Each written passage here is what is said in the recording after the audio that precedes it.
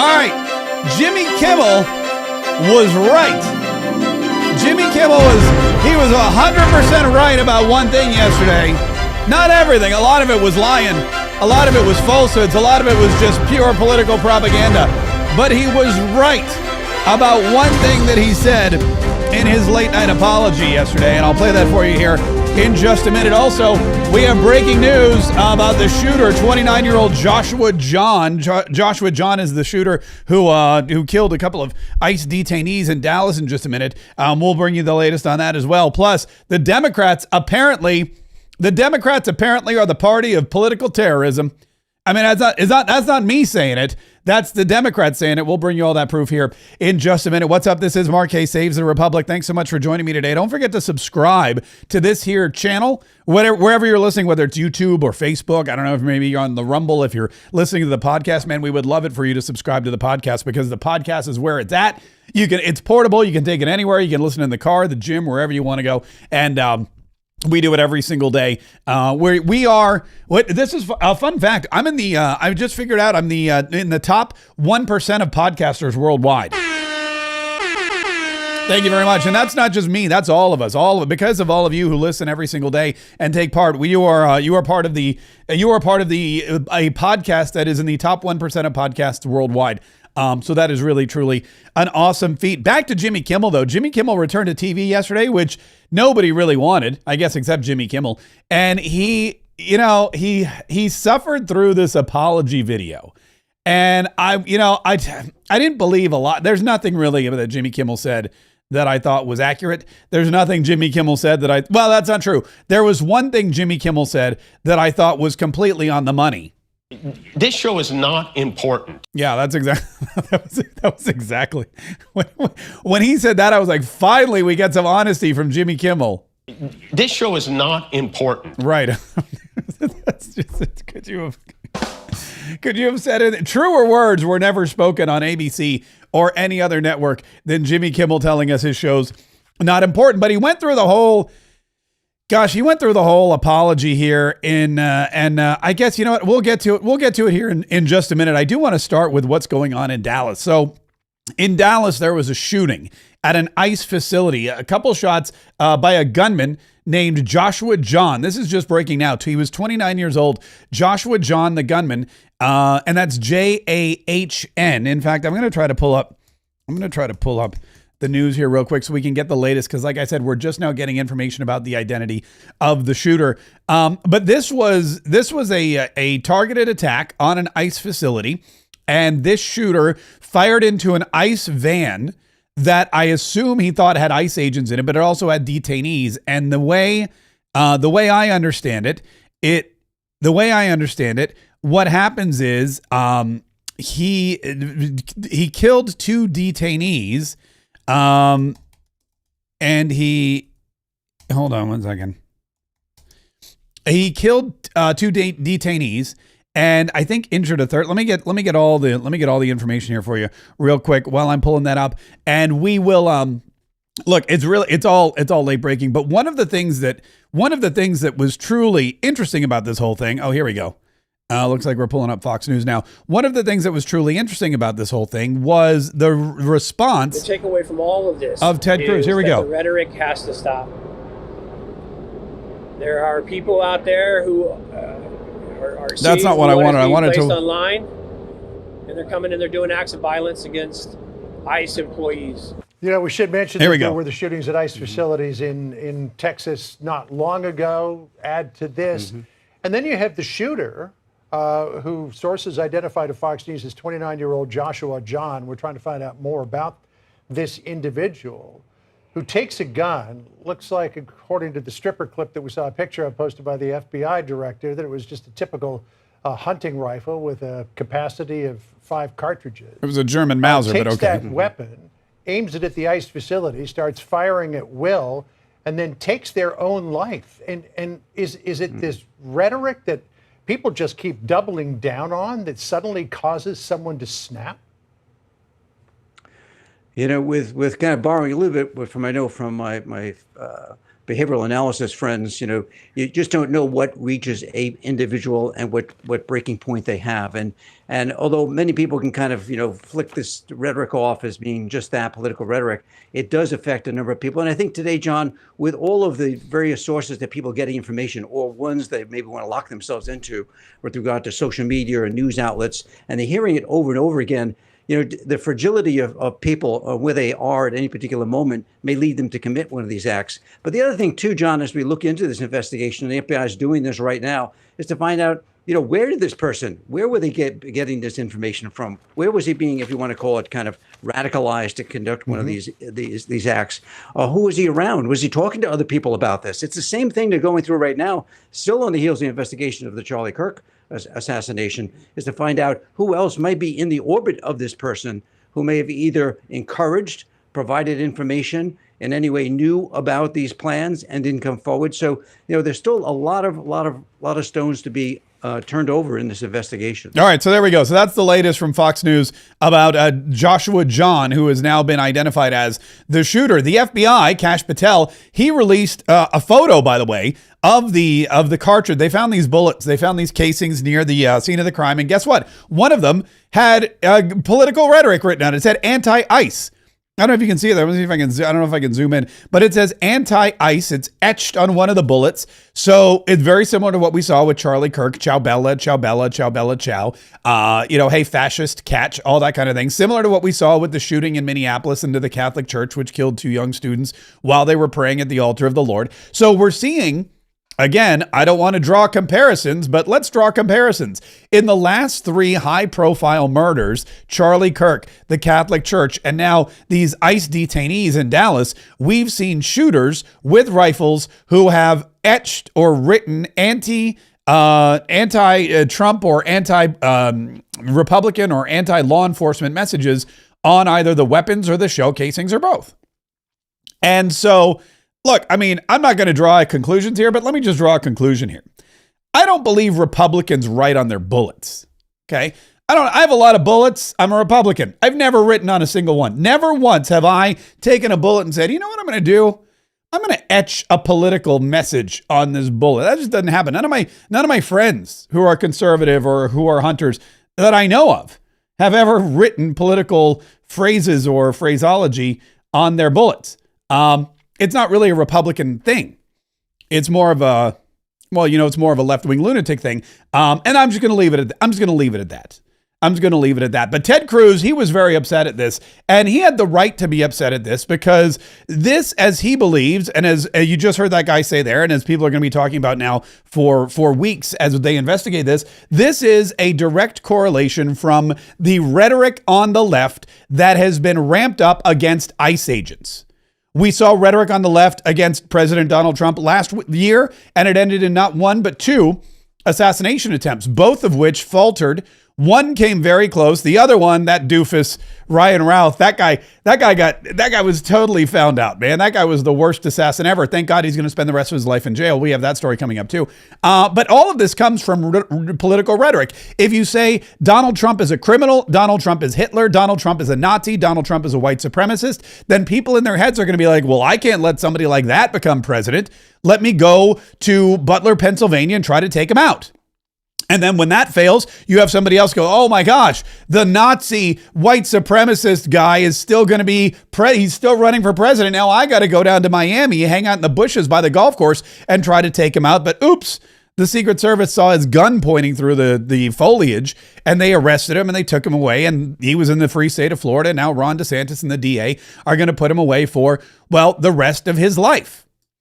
So these are things that are happening over and over again. What we saw with the weaponization against Catholics led to, we believe, one of the shootings at the Catholic school. What we saw with the demonization of Charlie Kirk and the church and TPUSA and young people who support Donald Trump again, who voted for MAGA. Charlie Kirk, a lot of people said, guess what? His movement, his TPUSA, his work with young men and young voters and young teens, that's what pushed Donald Trump over the edge. That's what made Donald Trump president. You don't think some disjointed whack job lunatic on the left is going to start chiseling bullets with phraseology from Antifa and go out and take a shot at him? That's exactly what happened.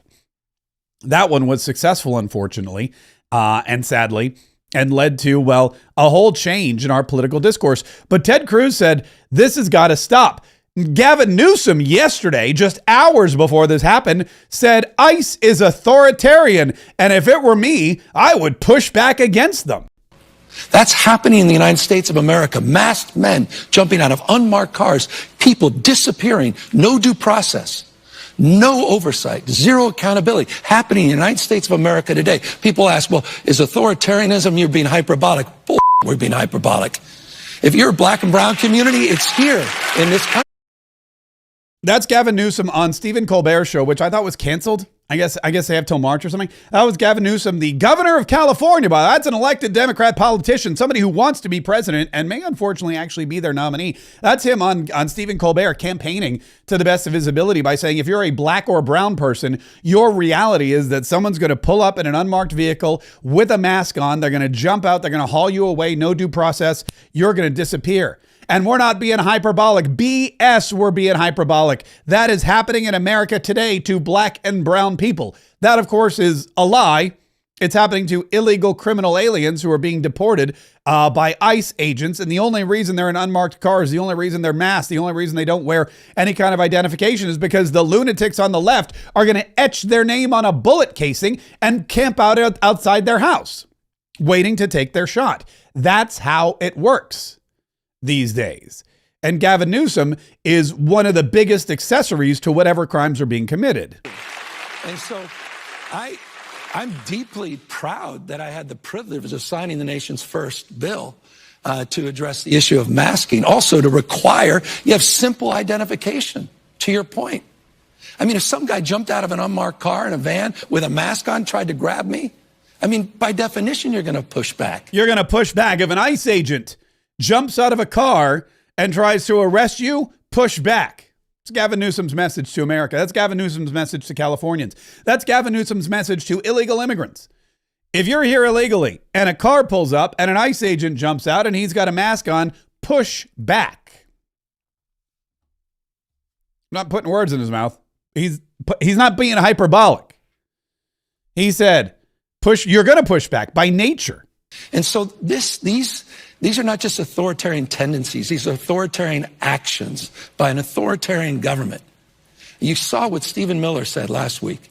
This should put chills up fine. Called the Democratic Party an extremist organization, basically a terrorist organization, saying he's going after his enemies. You saw the tweet that Donald Trump sent out, Truth Social, basically telling Pam Bondi, I want these 3 people taken out. That's happening in the United States. Oh, funny you should mention tweets, by the way, because look at this. We have a tweet of yours, actually. We have an ex-post from Gavin Newsom who said, Kristi Noem is going to have a bad day today. You're welcome, America. That's the governor of California openly threatening the Secretary of Homeland Security. That's the governor of California from the governor's press office. That's the official Governor Newsom press office account. Kristi Noem is going to have a bad day today. You're welcome, America. Today, ICE agents were shot at in Dallas in an act of political violence by somebody who is, wait for it, anti-ICE. And how do we know they're anti-ICE? Because they wrote it on the bullet. They wanted us to know they were anti-ICE. They wanted us to know who they were attacking. They didn't mean, and the bittersweet irony is that they took out these detainees. The people I guess they were trying to stand up for, they killed because they thought they were attacking ICE agents because Governor Gavin Newsom told them to push back. And Governor Gavin Newsom said they're authoritarian. And Governor Gavin Newsom threatened the Department of Homeland Security Secretary. Kristi Noem's having a bad day today, just like Gavin Newsom predicted she would. I mean, I don't know what makes somebody an accessory to murder, but this seems likely, doesn't it? That seems likely. Let me go back to some of the other clips we have here. He's not the only one, by the way. It's not just, hold on, where's my camera? There we go. It's not just Gavin Newsom. It's and you know, he's right about Stephen Miller. Quoting Stephen Miller was right, was dead on accurate. Stephen Miller said the Democrat Party is a terrorist organization, and I'm paraphrasing, and he said these people are promoting political violence, and they are. They are. Even when they're not promoting political violence, they are promoting political violence. Here's what Ted Cruz said today. This needs to stop. Violence is wrong. Politically motivated violence is wrong. It was 2 weeks ago today that we saw a political assassination in Utah that tore the heart out of much of this country. This is the third shooting in Texas directed at ICE or CBP. This must stop.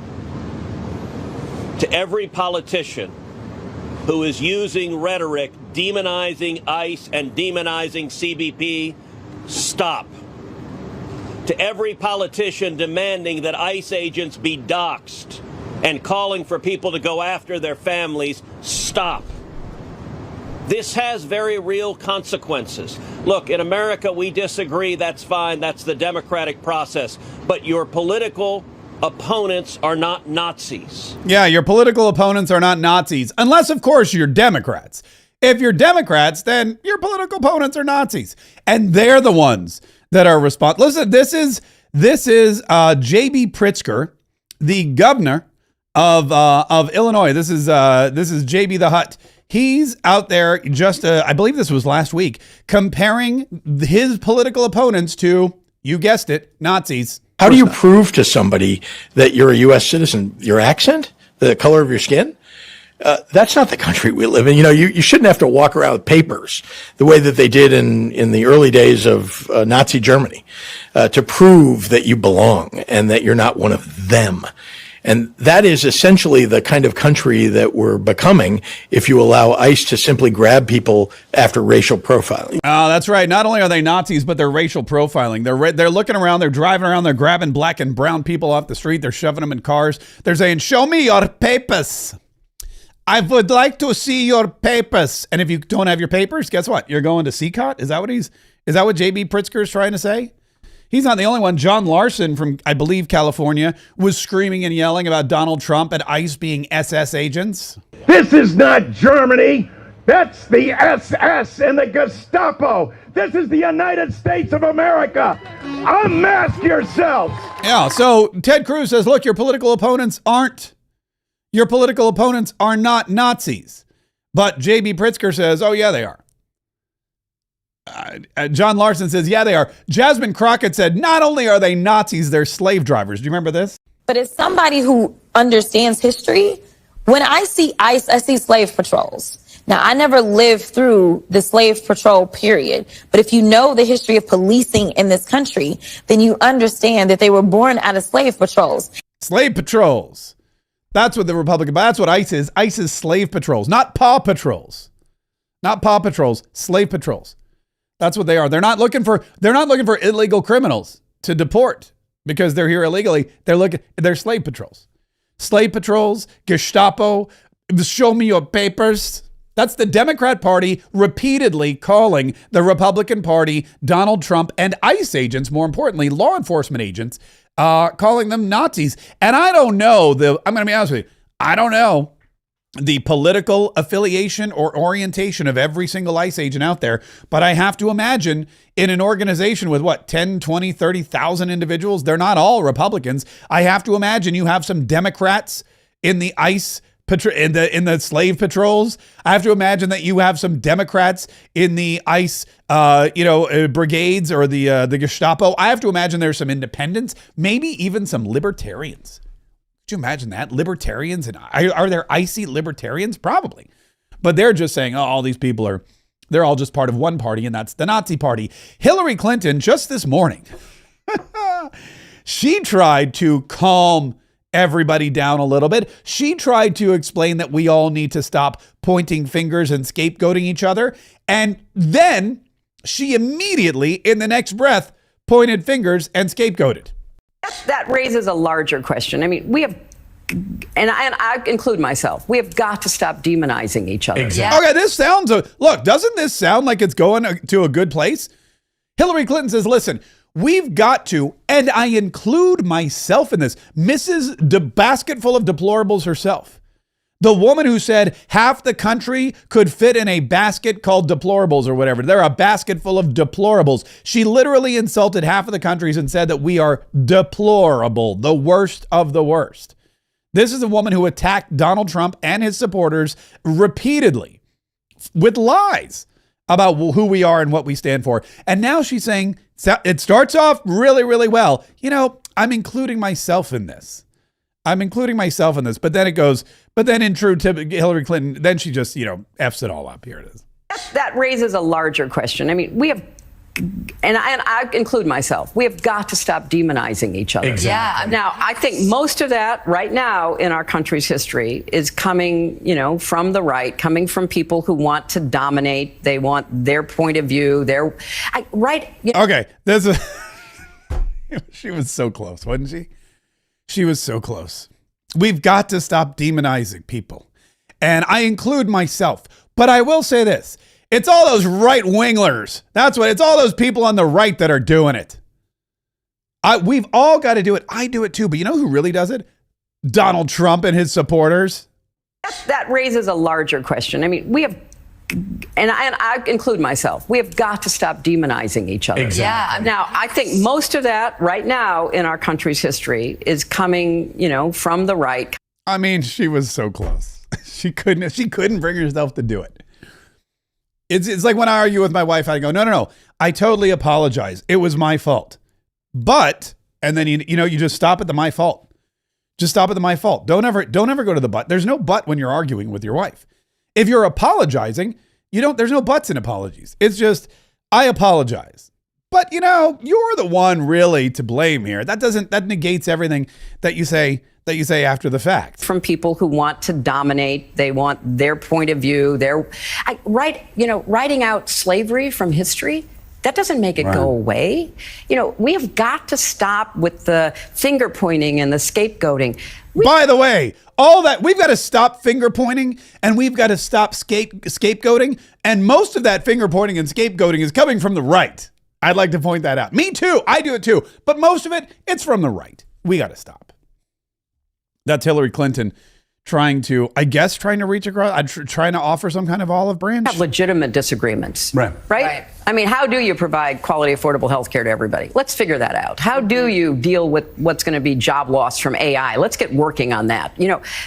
That's what we should be doing, but we should do it in the truth-based reality that we have to live in. Facts and evidence have to matter again. And then we can start having good debates. When I was in the Senate. When did facts and evidence matter to the Democrat Party? This is the same party, by the way, that impeached President Donald Trump twice with no facts and no evidence. This is the same Democrat Party that had to censure Adam Schiff, the senator from California, then congressman from California, because he lied, because he tried to put in false testimony into the impeachment, into the Senate Judiciary Committee hearing, when the actual testimony just didn't fit his narrative. He created an entirely new transcript of what happened during Donald Trump's phone call with President Zelensky, and he got censured. He should have been thrown out. He should have been arrested. He still could be arrested. But that's the Democrat. Facts and evidence, that's never been your thing. The facts and evidence never mattered to the Democrat Party. When they went to Mar-a-Lago and they searched for all those top secret documents that weren't top secret because President Donald Trump has the authority to declassify documents at will, yet they still forced in there at gunpoint, rifled through his wife's underwear drawer, broke into his personal safe looking for documents, and they knew exactly where they were? Facts and evidence? Is that what we're talking about now? Joe Biden, who was vice president and actually had top secret documents in an unsecured location in his garage, in a box next to his Corvette where a known crack addict lived. That guy was never charged. Why? Well, because he was a feeble, short-minded or absent-minded old man, and no jury would ever convict him. Really? Let's give it a shot. Why don't we leave it up to the jury? The facts and evidence aren't there. That's the Democrat Party. So we have an epidemic here of political violence. FBI Director Kash Patel showed us the epidemic of political violence because, again, just saying, Republicans don't write on their bullets. FBI Director Kash Patel this morning, just before 7 a.m. local time, an individual who we now know as Joshua John fired multiple rounds at a Dallas, Texas ICE facility, killing one, wounding several others before taking his own life. FBI, DHS, ATF are on the ground with Dallas PD and state authorities. While the investigation is ongoing, an initial review of the evidence shows an ideological motive behind this attack.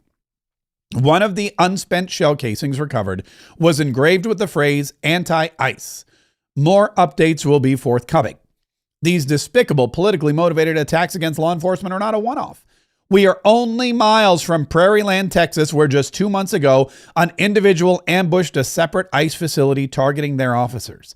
It has to end, and the FBI and our partners will lead these investigative efforts to see to it that those who target our law enforcement are pursued and brought to the fullest extent of justice. Thankfully, no law enforcement personnel were injured.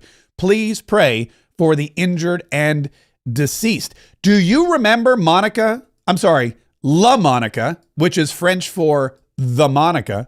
If you remember, I don't know if you remember, LaMonica McIver, just a few months ago, pushed ICE agents, assaulted with her big old body, assaulted ICE agents, and tried to force her way into a facility in New Jersey, an ICE facility. She is a member of Congress. She's a member of Congress, and she broke the law. She pushed her way into an ICE facility. She assaulted ICE agents. I have the video here. Hopefully this is... Yeah,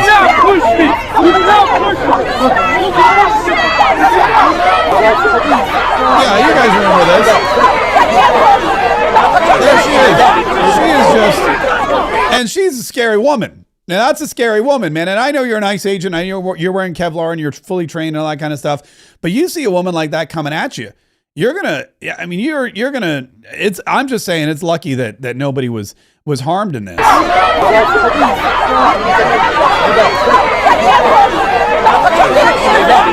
She then got belligerent with the officer. She was cussing at the officer. She was being just not a very nice person at the officers. This other woman who's running for Congress, this is her name, Kat Abu-Ghazaleh. She's a candidate in Illinois. She's running for Congress. She wants to be the next Jasmine McIver. She was so abusive and abrasive to an ICE officer that he flattened her. Remember, this is the great video where you can actually hear her coccyx slamming against the pavement because this ICE officer was physically removing her from his way. Here she is. He grabs her. Oh my God, I don't know if that was her eye. Hopefully that was like an iPhone or something, because if that was just her butt making that noise, I mean, if that's a bone, yikes, that is just, oh my God, just listening to it. Think about it. You know how like when you fall on your butt or you slide and you fall on your butt? I mean, I hope to God there's some kind of hard device in there, like her keys or a wallet or something. Oh God, it's just so bad. It's just so bad. But these are the people that want her. She's running for office. That's who the Democrats are trying to bring into the vote. That's what the Democrats want. They want more LaMonica McIvers. They want more Jasmine Crockett's. They want more Governor Gavin Newsom's. They want more J.B. Pritzkers. They want more people who are going to push their angry, violent rhetoric against Donald Trump, the Republican Party, ICE agents, law enforcement, law and order, Christians, conservatives, Turning Point USA, you, me, anybody who does not support their left-wing liberal fringe ideology is the enemy. And they will go on any TV show and talk to any reporter and go on any internet website and they will tell you and they will threaten you. And they don't care if you're a talk show host. They don't care if you're a political organizer. They don't care if you're the Secretary of Homeland Security, Kristi Noem, who's going to have a very bad day. You're welcome, America. And they don't care if you're the President of the United States. I'm a little shocked, by the way. I'm a little shocked that there wasn't more of an outcry when Ryan Ruth was convicted yesterday. I'm a little shocked. Ryan Ruth is the lunatic dude who, he had the weird hair and the glasses, and he took his shirt off when he got arrested, and he was trying to kill President Donald Trump at the golf course. And he was taken into custody. Well, he was charged with 5 counts: felony trying to kill a presidential candidate, felony being in possession of a weapon that didn't have a serial number, the serial number was extra, all these things. And he was found guilty. And it was the weirdest thing. His daughter was there. She was there through the entire trial. Immediately after the guilty verdict was read, she comes screaming out of the courtroom, running down the street. Somebody on camera tries to get her, and she drops an F-bomb and says, "Get the F out of my face," or "Get out of my effing face," or whatever it was. And she's just overcome with sorrow. And we all thought it was because her daddy's going to prison for the rest of his life. No, apparently what happened was he picked up a pen. It was like guilty, guilty, guilty, guilty. He realized he was guilty. He realized he was going to jail for the rest of his life. He picked up a pen, kid you not, off the table, stabbed himself in the neck, just lunged it into his own neck. I assume he started to bleed. There were marshals in the courtroom, and they went and they grabbed him and they were like, "Dude, what are you doing?" And I think at that moment, seeing her father try to take his own life with a pilot, with a pilot friction clicker erasable pen. I don't know what kind of pen he was using, but that's probably what sent her over the edge and sent her screaming out of the courtroom. But Ryan Ruth, thank God, is going to go away for a very long time. And Donald Trump was asked about it yesterday at the UN. He was like, "Thank God that this is happening." I'm very appreciative of the justice that was given and the way it was handled by Pam Bondi and Todd Blanche and everybody that it's been, and their team of people. It was really well handled, and it's very important. You can't let things like that happen. Nothing to do with me, but a president or even a person. You can't allow that to happen. And so justice was served, and we'll see what happens. But I very much appreciate the judge and jury and everybody on that. It was so professionally handled, and it's a great honor. Yeah, it was a great honor, and it was professionally handled. And we have Todd Blanche's clip, but I'd rather play for you Stephen Miller. Let's do a little Miller time, shall we? This was Stephen Miller yesterday on the Will Cain Show, and Stephen Miller was asked about this too. And Stephen Miller was like, "You know what? Yes, this is how you handle criminals. This is how you handle criminals in the United States of America." We are gratified that justice was done in this case and that this heinous, evil, terrorist monster was convicted for his attempt to not only murder the now 47th President of the United States, but to wage in so doing a campaign of terrorism against all Americans. But as you mentioned, this country is dealing with a rising threat of radical left-wing terrorism. There were two very nearly successful attempts on President Trump's life. A bullet hit President Trump in the head. It was only centimeters away from taking his life.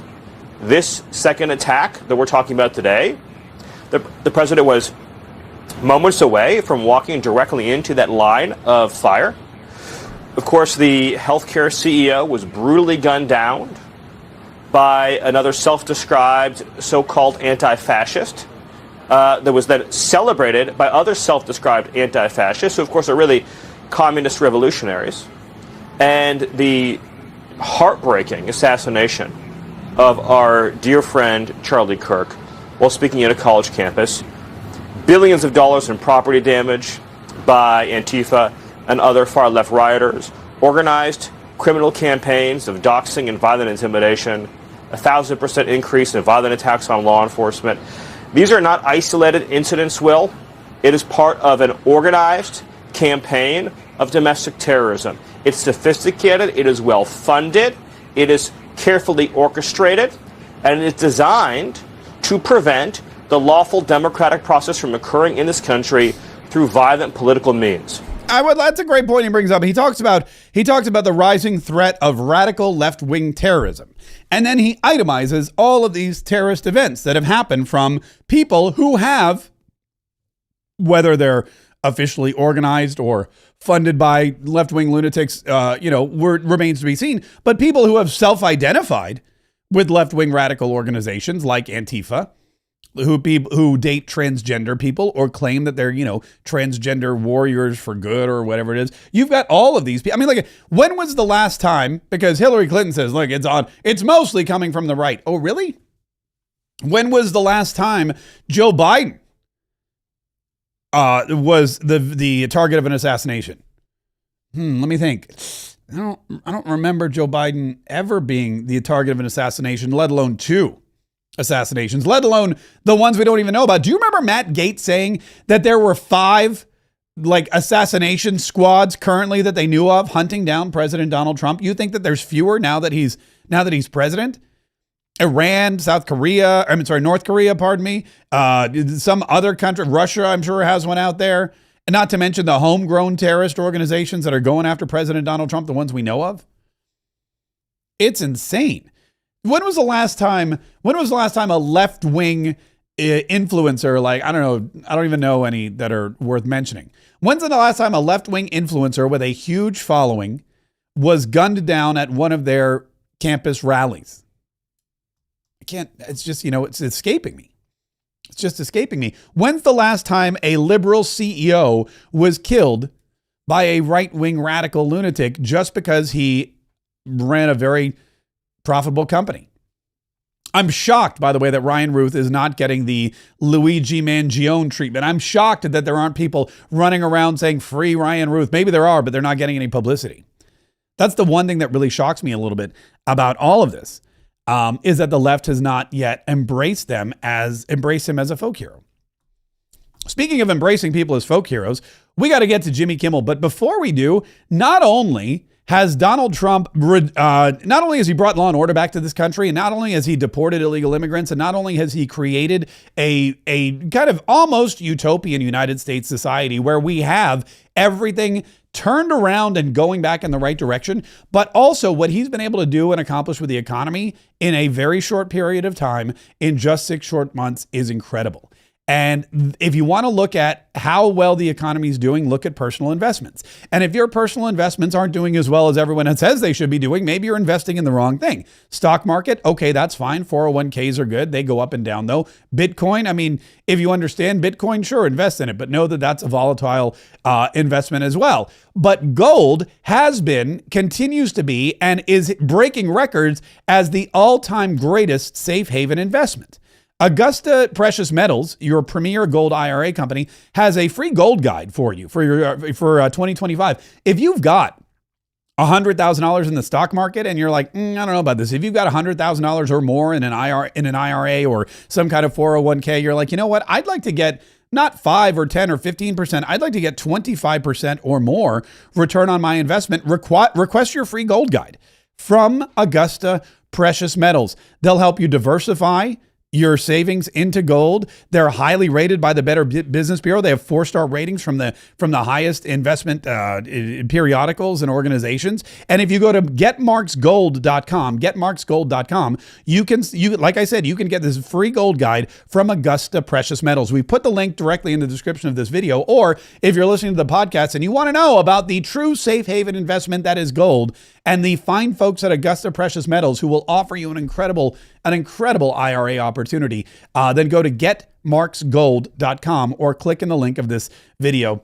We've got it down there in the description. So Jimmy Kimmel came up with a great new slogan for his late night show. This show is not important. I mean, I would wear that on a t-shirt. If Jimmy Kimmel had t-shirts that said Jimmy Kimmel or Late Night with Jimmy Kimmel or whatever it is, this show is not important, I would buy one and I would wear it. This show is not important. Yeah, that was unfortunately the only true thing that I got out of his long-winded apology yesterday.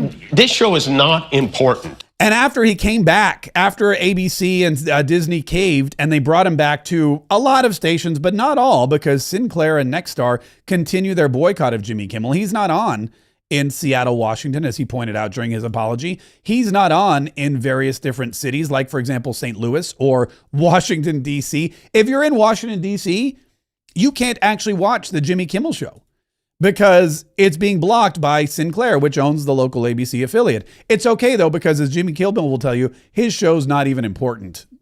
This show is not important. Yeah.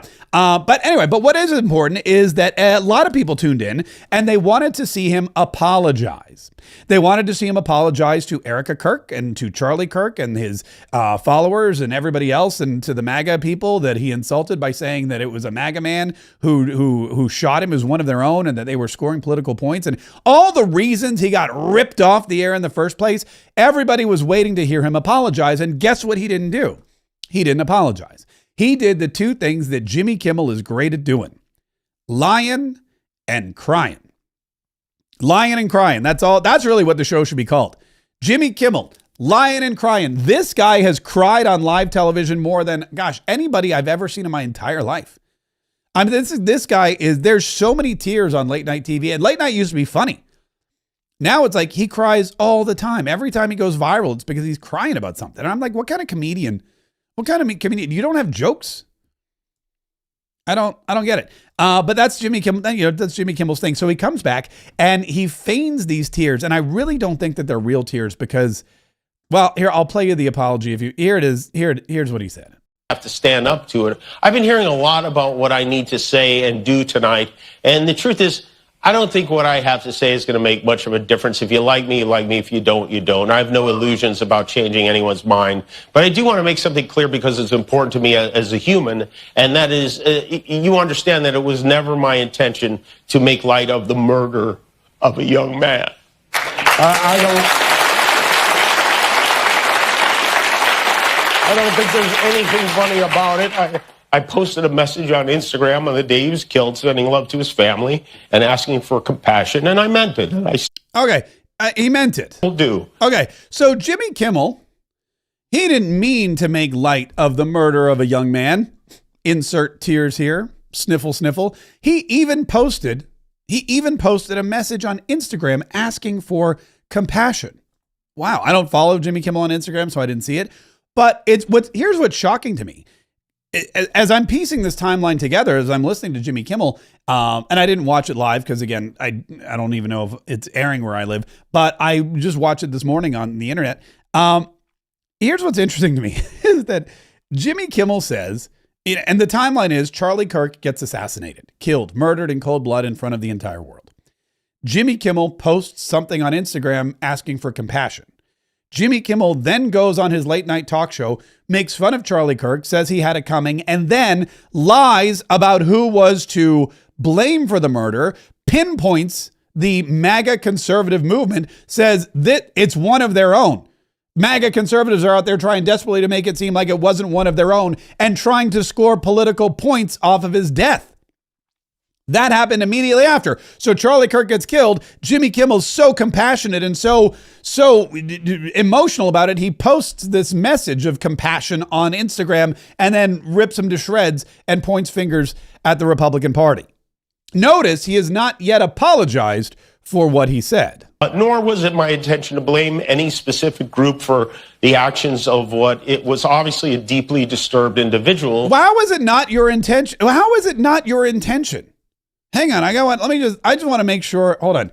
Jimmy Kimmel late night. Let me just read it one more time. I have it here. Okay, I have it here. Here. This is the Jimmy Kimmel. What he said was, hold on, where is it? The MAGA gang. Okay.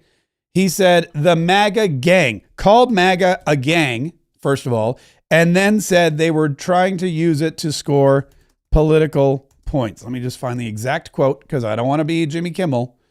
Here we go. Jimmy Kimmel, blah, blah, blah, blah, blah, blah, blah, blah.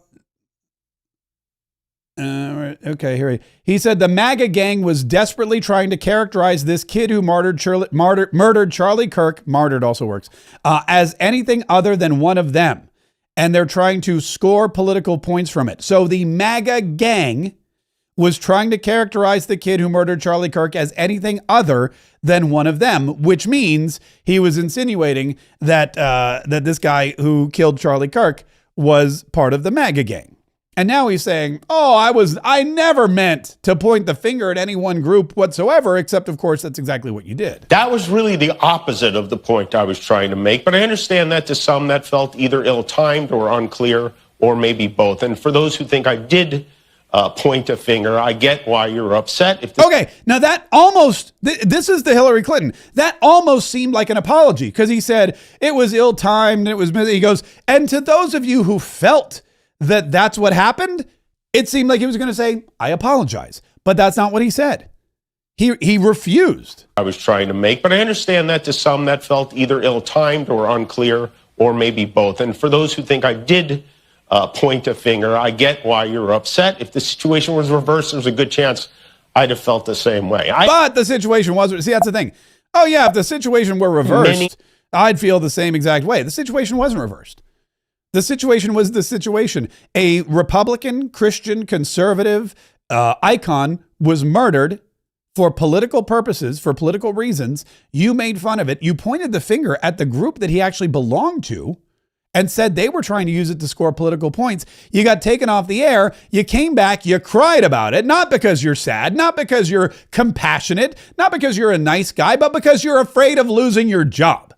And we all know it. And you still refuse to apologize. I'd have felt the same way. I have many friends and family members on the other side who I love and remain close to, even though we don't agree on politics at all. I don't think the murderer. But I'm sorry. By the way, this to me, this made me laugh out loud, because you know how, like, when somebody says, you know, gets accused of being racist, and they come back and say, "Whoa, whoa, whoa! I have lots of black friends." You know, like some of my best friends are black. You ever hear that? That's like the thing. You know, or gay. You know, you're homophobic. Excuse me. I know gay people. I love gay people.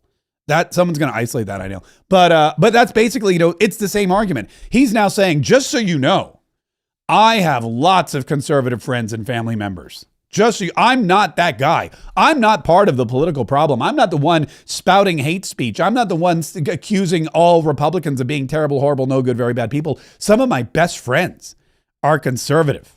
I mean, it's such a horrible argument. Who shot Charlie Kirk represents anyone. This was a sick person who listen to this. Remain close to, even though we don't agree on politics at all. I don't think the murderer who shot Charlie Kirk represents anyone. This was a sick person who believed violence was a solution. Here's the problem. Here's the problem. He's lying again. He's lying. I don't know why ABC putting the re-platforming Jimmy Kimmel exacerbates the problem, because he hasn't learned a thing. He was taken off the air for almost a week, which is barely a punishment. He got basically a paid vacation. Jimmy Kimmel was taken off the air by ABC. He was taken off the air by Disney, and he was taken off the air by these syndicators, Sinclair and Nexstar. Why? Because he said wrongly that the MAGA gang is trying to make it look like it wasn't one of their own who killed Charlie Kirk, and they're trying to score political points. And now he's coming back, not apologizing, and spreading a new lie. The new lie is, okay, I didn't mean to insinuate that this was a member of MAGA, that this was a Donald Trump supporter, that somehow somebody who loved Charlie Kirk and honored Charlie Kirk and was a big fan of Charlie Kirk, someone who wanted to make America great again and put America first. I didn't mean to insinuate that kind of person killed Charlie Kirk. So now he comes back, and instead of telling the truth, he goes, this person was not a member of any political group. Yes, he was. He wrote it on the bullet. Hey, fascist, catch. Ciao Bella, ciao Bella, ciao Bella, Bella, ciao. We know what group he was part of. We know the Discord servers he was part of. We've talked to the relatives who said he felt this way, he felt that way, he was involved in this group. We knew he was dating a transgender guy. We knew all of these things. He was a member of a particular group. And Jimmy Kimmel refuses, again, for the second time in a row, to admit the truth on his program. It isn't. Ever. And also, selfishly, I am a person who gets a lot of threats. I get many ugly and scary threats against my life, my wife, my kids, my coworkers, because of what I choose to say. And I know those threats don't come from the kind of people on the right who I know and love. So that's what I wanted to say on that subject. But I don't want to make this about me, because, and I know this is what people say when they make things about them, but I really don't. This show is not important. I think we'll just it's true. This show is not important. No, we'll play the last little here. Important is that we get to live in a country that allows us to have a show like this. Yeah. The interesting thing about that is it's also the kind of country that allows the people who put on that show to take it off the air. We live in the kind of country where Jimmy Kimmel has the right, as we've all stated multiple times over and over again, to go out and say whatever he wants. And a private business company or a private business owner has the right to say, you know what? We don't like that. We don't want that.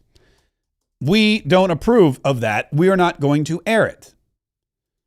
This is, this is Masterpiece Cake Shop all over again. This is Masterpiece Cake Shop. You may remember Masterpiece Cake Shop in Lakewood, Colorado, back when, what was the guy's name?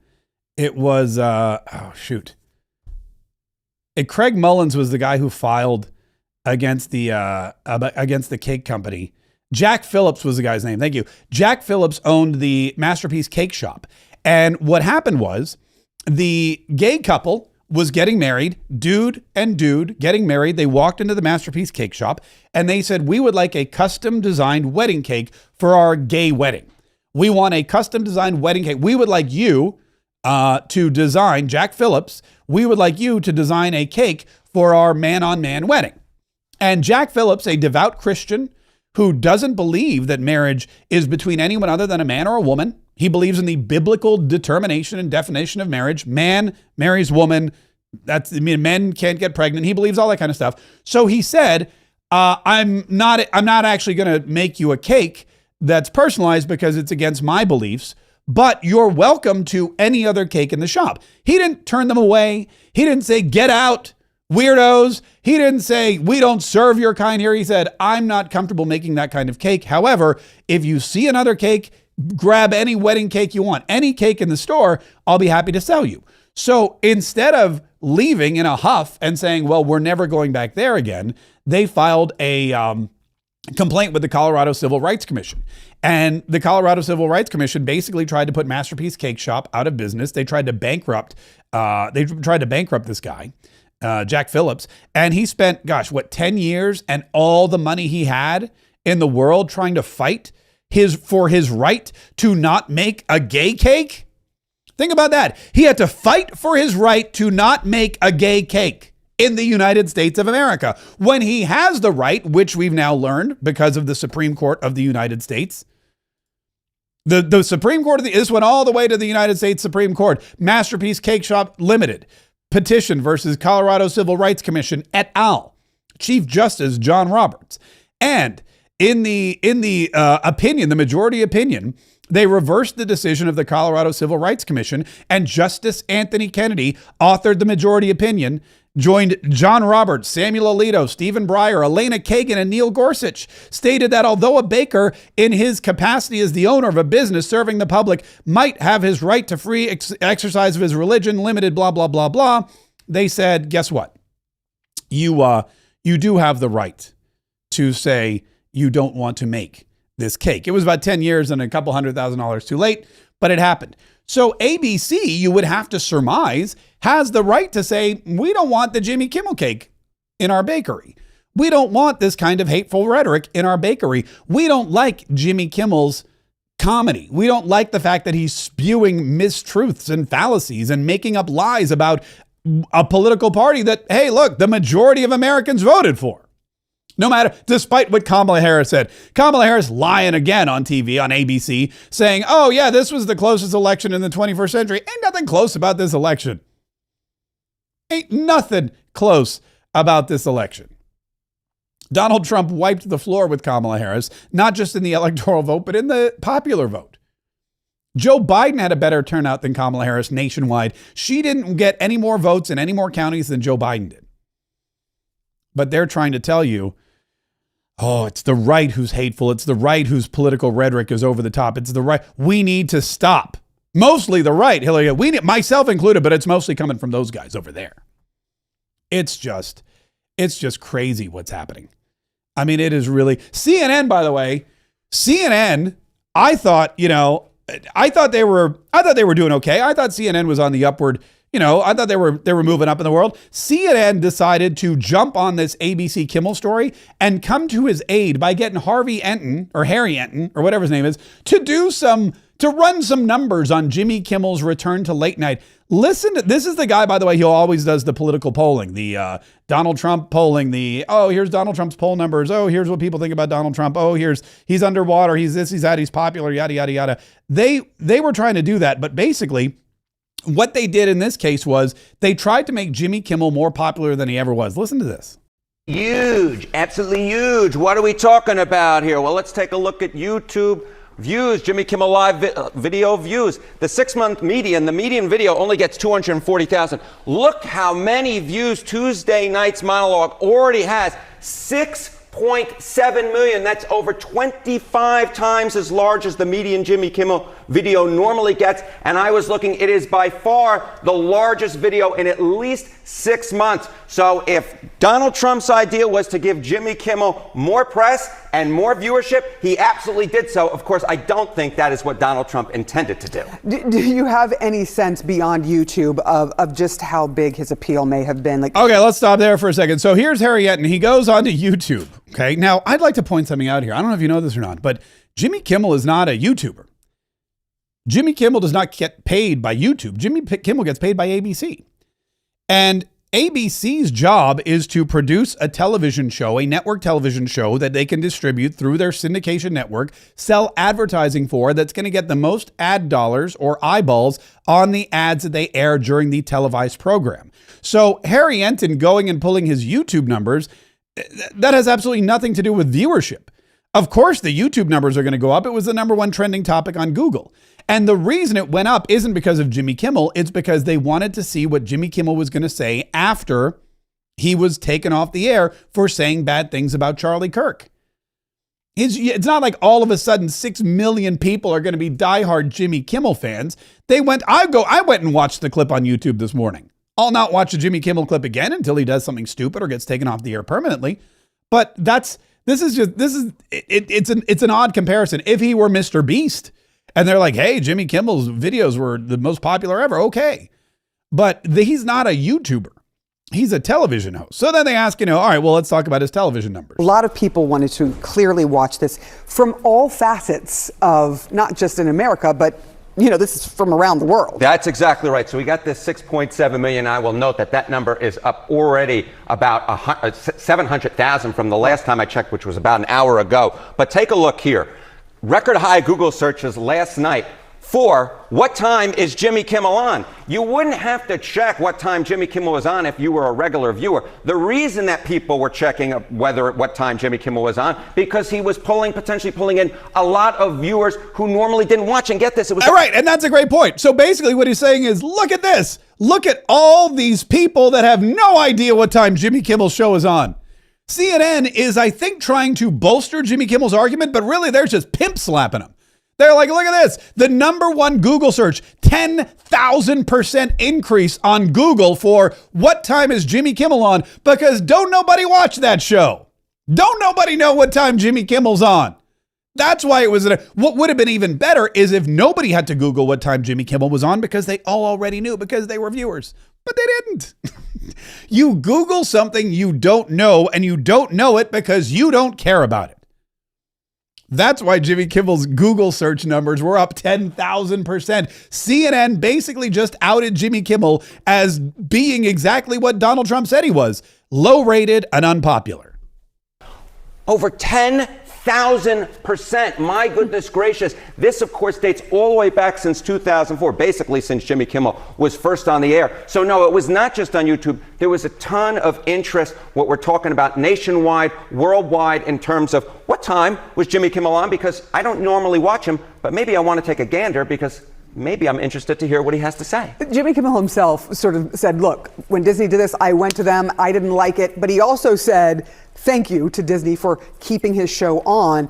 Is there any indication that Disney has something to be happy for? He even plugged, go to Disney Plus, here's how to, as a joke, but here's how to re-up your subscription. Yeah, I think there were a lot of people, especially on the left, who are upset at Disney for suspending Jimmy Kimmel, and we saw Google searches last week for boycotting Disney and canceling Disney Plus go way up. But take a look here. Google searches versus last week's peak. Boycotting Disney, down about 75% as of last night. How about cancel Disney Plus? Down about 75% from its peak. So the bottom line is this was great for Jimmy Kimmel in terms of what we see so far on YouTube. It's probably going to translate to the ratings. And also Jimmy Kimmel's return is good for Disney because all of a sudden people aren't so interested in boycotting them or canceling their Disney Plus subscription. Okay. Boycott Disney and cancel Disney is down 75%, which means 25% of people a week later are still canceling their Disney Plus subscription. And the reason why it's down once again is because people have already canceled their subscription. When it happens, you Google cancel Disney. How do I cancel Disney Plus? Once you've canceled it, you no longer care. So you're not going to search for it. It's a flawed argument. It's a flawed study. But again, it's CNN and well, they're a flawed network. So anyway, listen, we got, man, there's so much fun stuff going on, isn't there? I did want to share with you. We have a couple of fun things going on. I'm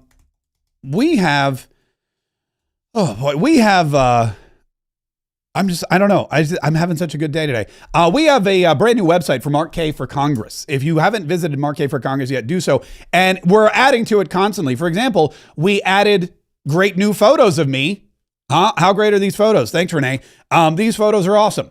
We have here ways for you to easily donate, whatever you can donate, $25, $50, $100. If you are so inclined, because you know what they say about money, the more the better. 500, 1,000, 3,500 is the maximum allowed by law. So please don't donate any more than that. There's information about me if you don't know who I am. There's campaign videos that you can watch if you haven't already. There's all of our priorities, what we want to do when we accomplish our goal of getting to Congress. The things that our Congressman John Rutherford has been absolutely ignoring. Things like cutting taxes and abolishing the IRS, slashing spending and shrinking the government, passing a term limits amendment, which Donald Trump himself may be in support of because he was posting on X about the Convention of States the other day.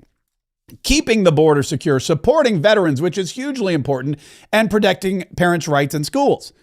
We need all of those to be the highest priority, not just to get to a place where we're comfortable with them, but then to keep fighting for them.